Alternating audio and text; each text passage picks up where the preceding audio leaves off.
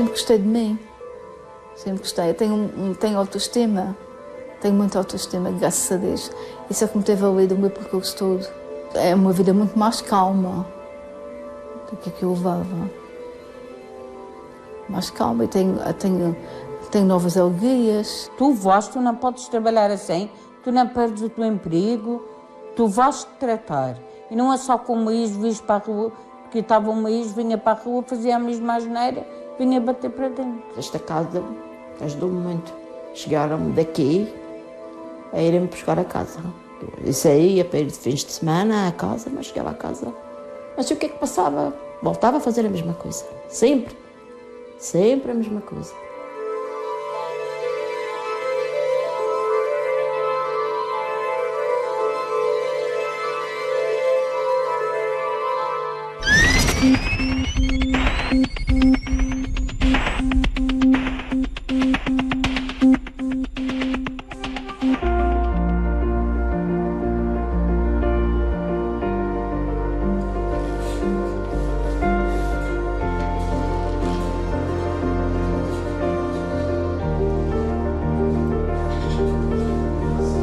Tirei o curso de técnica de línguas e turismo no ISO, em Lisboa.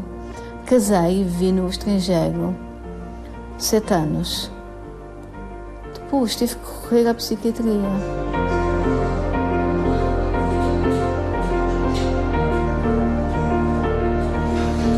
O casamento não durou para a vida. Ângela era muito nova e não soube lidar com os problemas. As coisas correram um pouco mal, no fim. Porque eu fui infiel e disse ao meu marido, e ele não aceitou, mandou-me embora e depois eu fiquei doente. A relação terminou de forma intempestiva. Nunca mais viu o ex-marido. Os sonhos ficaram desfeitos. Não dormia. E eu ouvia um pouco vozes, pessoas a falarem. E eu julgava que as pessoas estavam a falar coisas de mim, mas isso era porque eu não dormia. E ficou tudo baralhado para mim.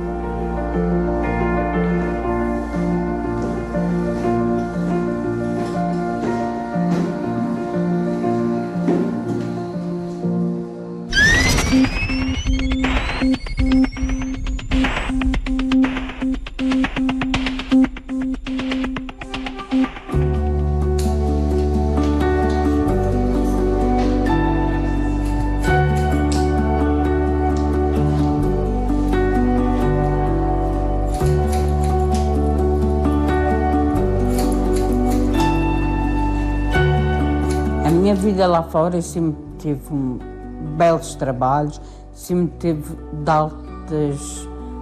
altos cabeleireiros.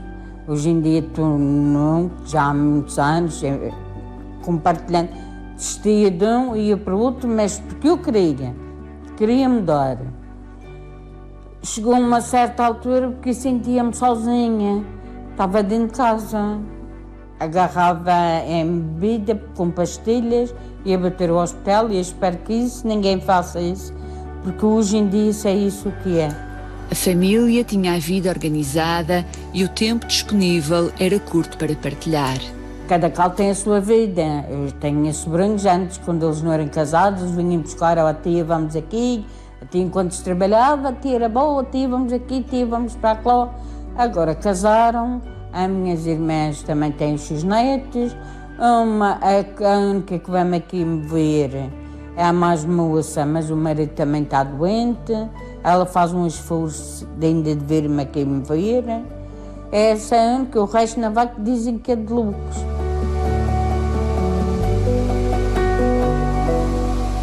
Dalila sentia-se perdida. Estava já no fim do pulso, que já via pessoas e já falava e já... Cheguei a chegar ao meu trabalho às 7 da manhã, com o pijama, a minha cabeça já não funcionava nada.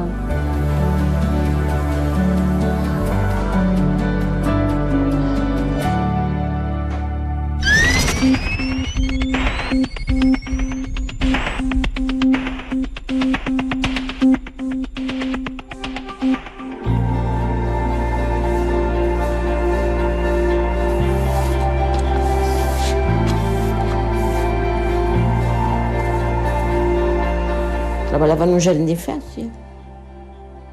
depois começaram a haver problemas, eu divorciei-me, depois como fiquei só, era muita solidão, depois comecei no álcool. Álcool, antidepressivos, quando já não havia volta a dar, vim ter cá dentro. Maria sentia-se perdida. A bebida dava-lhe uma falsa sensação de bem-estar. Aguardentes, whiskies. Primeiro começou com bebidas fracas, mas depois já não era suficiente. Então, fazia ponchas, comprava gins, fazer aquelas bebidas assim, depois já era puro. A vida trocou-lhe as voltas. Tudo era pretexto, no fim já tudo era pretexto para ver no trabalho. Se eu via qualquer coisa que eu achava que não estava bem, ou que achava que já faziam comentários por trás, ou isto lá. Eu via coisas em todo o lado. Já era suficiente para sair e buscar alguma coisa para beber. A casa de saúde dava-lhe o conforto que precisava para regressar, mas lá fora as coisas não tinham a mesma alegria. Tinha aquele receio de sair. Até houve uma vez que cheguei a fazer disparates mesmo aqui dentro. Quando o médico me dizia que ia sair, já ficava com medo, me arranjei maneira de fazer para não sair, é verdade.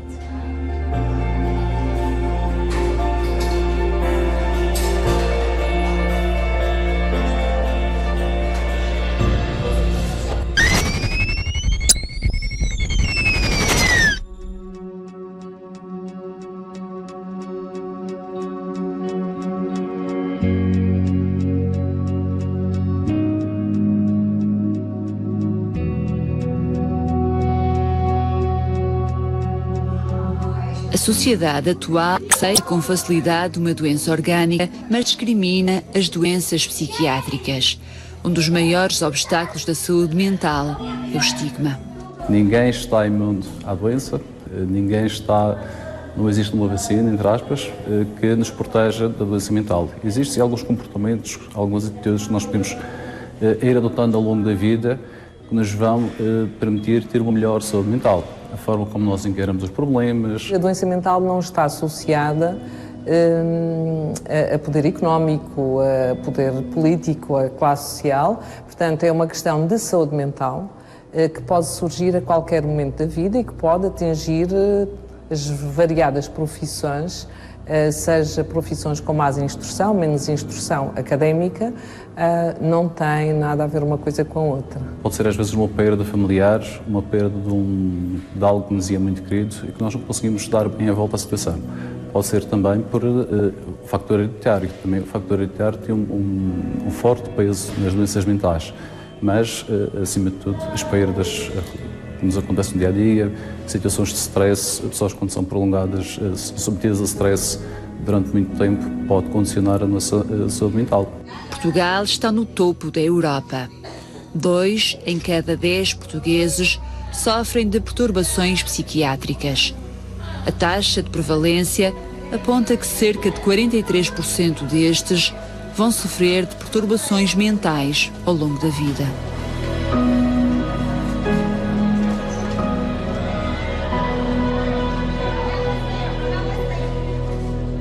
Provavelmente todos temos muito pouco tempo para estarmos uns com os outros.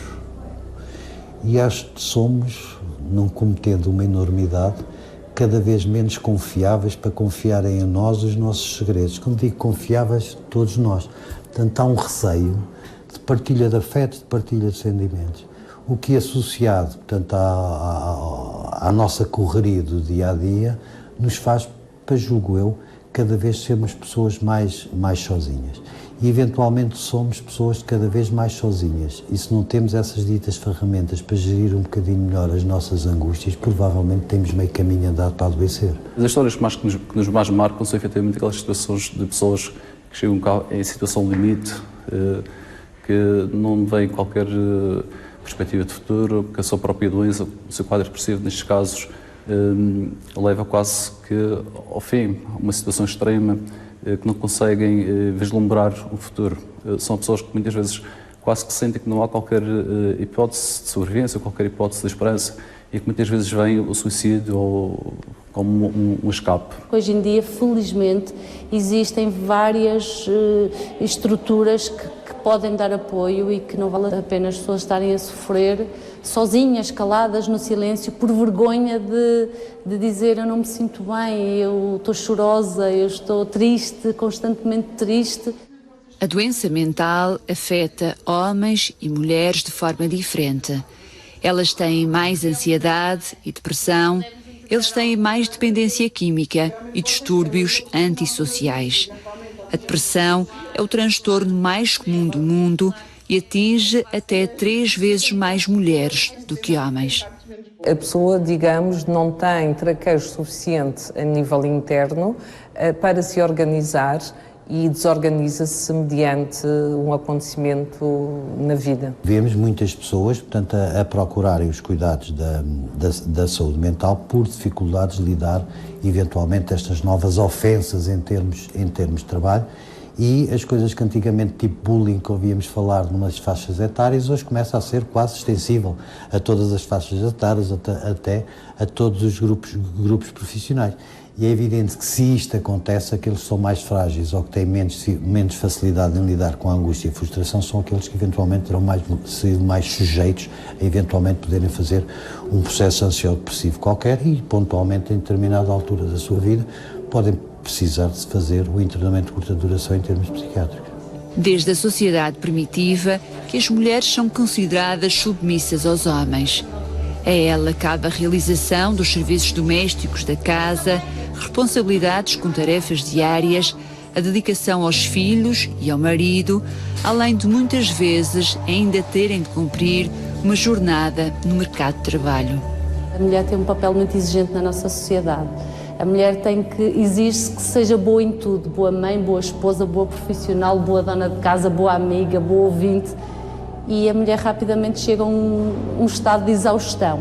Acho que foi mais fácil para a mulher se adaptar a esta nova situação, que é, para além de cuidar da casa, ter que trabalhar fora e assume melhor este cansaço de fazer as duas coisas, do que eventualmente o homem ter que partilhar o espaço do trabalho também com a mulher. Portanto, que isso lhe dá-lhe alguma diminuição de poder, entre aspas, e acho que os homens estão a ter alguma dificuldade em lidar com esta igualdade, entre aspas, não é a igualdade de direitos, não é, mas a igualdade do poder da relação.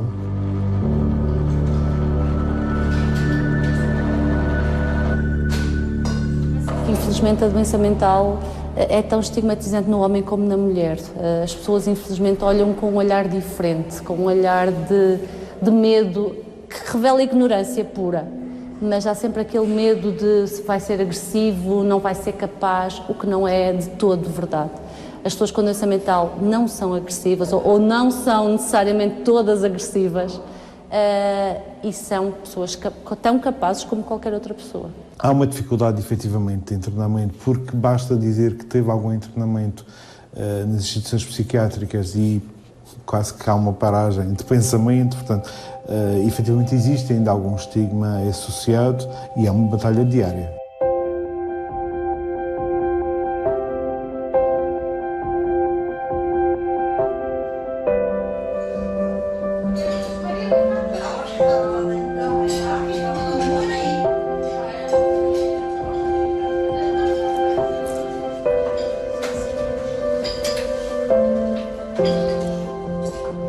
A Casa de Saúde Câmara Pestana tem uma lotação de 350 camas que estão divididas por unidades de curto internamento, deficiência mental, casos crónicos e doenças psiquiátricas na fase idosa. Trabalhar numa casa destas não é fácil para começar, mas o primeiro ingrediente é gostar e sentir que elas sabem que nós gostamos delas. É meio passo para conquistar o carinho delas. Segundo passo, muitas vezes temos que entrar no campo delas para podermos interagir com elas, senão nada feito.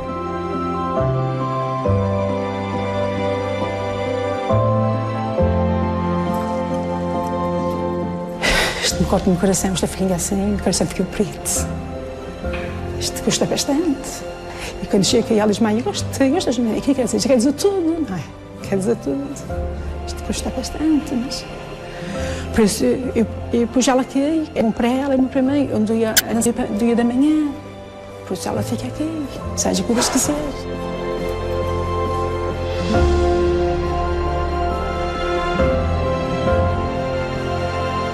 Tinha 4, 5 anos, ela subia pelos degraus, ela ia por cima dos armários, ela abria portas, janelas, ela não tinha noção. Se ela visse comida, ela queria era só comer, ela bebia bebidas alcoólicas, ela não tinha noção do... Ela não tinha noção dessas coisas, nada.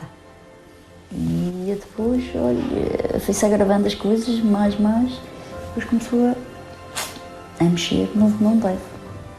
Resumindo a concluir, mexer nas carteiras das pessoas. Chegou a ir a mexer em telemóvel, a mexer em dinheiro. Na escola, mexia nas coisas das professoras. E chegou a mil e uma coisa. Eu tenho depressão, estava muito cansada, me alimentava, meus filhos jantavam sozinha e não podia fazer nada. Às vezes podia fazer uma tinha que deixar ela lá na casa, ou ia ao supermercado sempre a correr.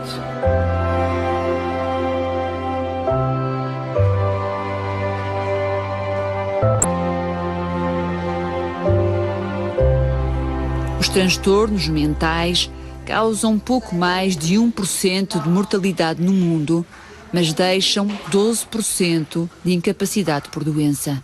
Muitas das doenças mentais são doenças graves.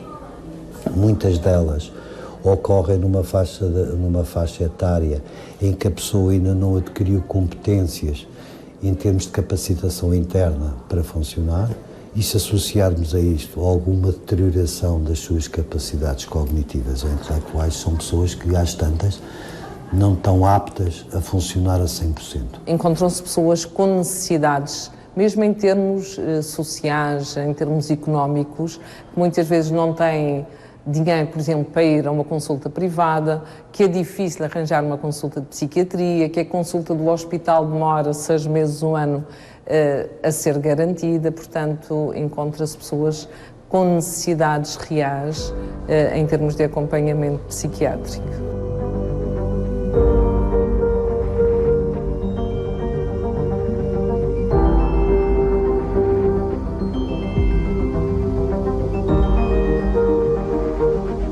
Falamos em famílias que, na maior parte dos casos, portanto, têm poucos recursos para gerir isso, por um lado, e, por outro lado, também foram, de alguma forma, muito angustiadas e maltratadas, entre aspas, por estes seus entes queridos. E depois têm medo, e há um medo. Alguns utentes que os familiares morrem, os principais cuidadores morrem, e nós quase que somos um porto de abrigo para estes utentes. Somos, muitas vezes, a segunda família, entre aspas, destas pessoas. Somos nós que muitas vezes somos a esperança para elas. Somos nós muitas vezes que ajudamos estas pessoas a crescerem, ajudamos muitas vezes, mostramos muitas vezes que existe um caminho, que existe uma alternativa. Temos aqui utentes institucionalizadas há 30, 40 anos, que entraram para aqui muito meninas, muitas vieram transferidas da Sagrada Família, porque lá acolhiam crianças, depois foram transferidas para aqui ainda antes dos 20 anos e permanecem aqui até à sua velhice, acabam por falecer aqui. Uma área que está em crescendo, mas tem a ver com o envelhecimento maior, portanto a taxa de mortalidade é cada vez maior, que é a área das demências. E, efetivamente, nós sentimos, especialmente também nas mulheres, com o evoluir da idade, as demências vão sendo cada vez maiores, portanto, em maior número, associada à idade também, e com isto sentimos que há necessidade a esse nível de criação de alguma unidade específica, e nós, ao fim e ao cabo, já apresentamos esse projeto à Secretaria de Saúde. E, efetivamente, se pensamos que os próximos anos é uma área que vai ter que aparecer.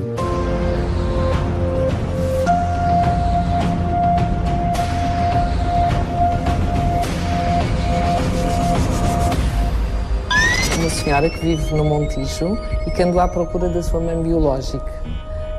Esta senhora andou a ligar para todos os sítios a ver se descobria aquele nome que era a sua mãe. Entretanto, a senhora descobri que a mãe estava cá e eu fiz uma ligação por Skype e esta filha, que foi adotada por outro casal, conheceu a mãe biológica E impressionou-me a emoção da filha, que nunca tinha visto a mãe, e ao mesmo tempo a ausência de emoção da mãe, pela sua patologia, não conseguiu demonstrar de outra maneira, e a única coisa que disse: você tem os olhos azuis como os meus. Infelizmente foi assolada pela tragédia do 20 de Fevereiro e depois pelos incêndios. Portanto, esta senhora perdeu tudo 2 vezes. É impossível não se ficar doente numa situação destas, e é impossível nós, profissionais, não ficarmos chocados com o sofrimento dos outros. Trabalhar na saúde mental não é fácil, mas é produtivo. É gostoso, no fim do dia, quando nós saímos, ouvir elas dizer até amanhã ou até depois, ou então dar um beijo e nós caminharmos.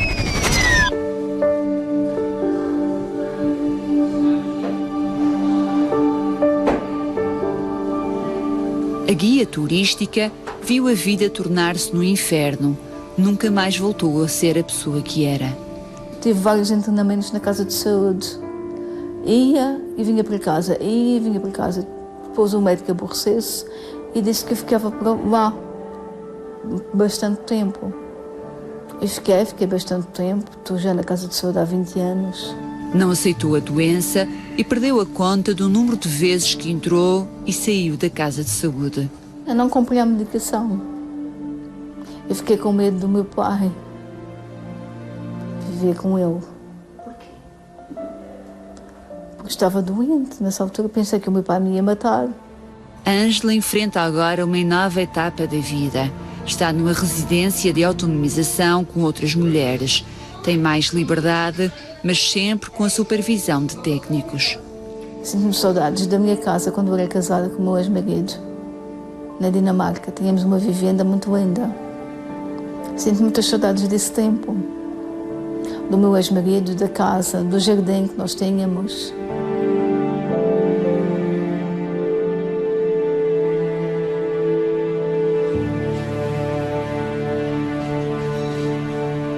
Tive que mentalizar que não era assim, que tinha que ultrapassar aquilo. Tinha que ultrapassar, que aquilo não podia ser mais forte do que eu. E fui deixando e pronto, hoje em dia não... Nada, nem medicação, nada. Arranjou um companheiro e percebeu que a continuar assim não tinha futuro. Com a continuação daquelas bebidas fortes, a minha cara ficava completamente desfigurada.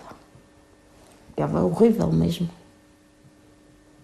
Por isso que cheguei a uma altura que disse, não, chega, isto tem que parar. Maria passou 10 anos no entra e sai com internamentos sem conta.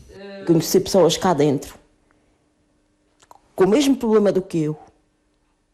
E há dias, quando fui abrir o diário, há dias não, já tem uns 12 anos, que vejo a fotografia dela nos mortos, ela saía daquela e dizia sempre que já não bebia mais. E de vez em quando encontrava ela cá dentro, mas uma altura foi quando eu tive foi da última vez que tive os 4 meses internada. Falei com ela, ela disse que ia, mas que não voltava mais, que não bebia mais. Depois, quando eu vi ela no diário, ela morreu, mas era mais nova do que eu. Porque ela continuou, mas se calhar se continuasse, ou tinha morrido, ou estava aí como muitas pessoas estão, com o cérebro queimado por causa do álcool. Foi integrada nos programas de desemprego e ficou a fazer limpeza na casa, mas o contrato chegou ao fim.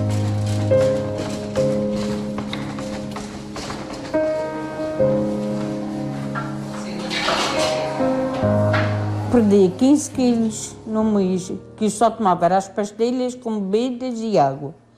E ficava assim a minha cabeça. Hoje em dia eu reflito para mim e digo, meu Deus, para que é que eu fiz isto?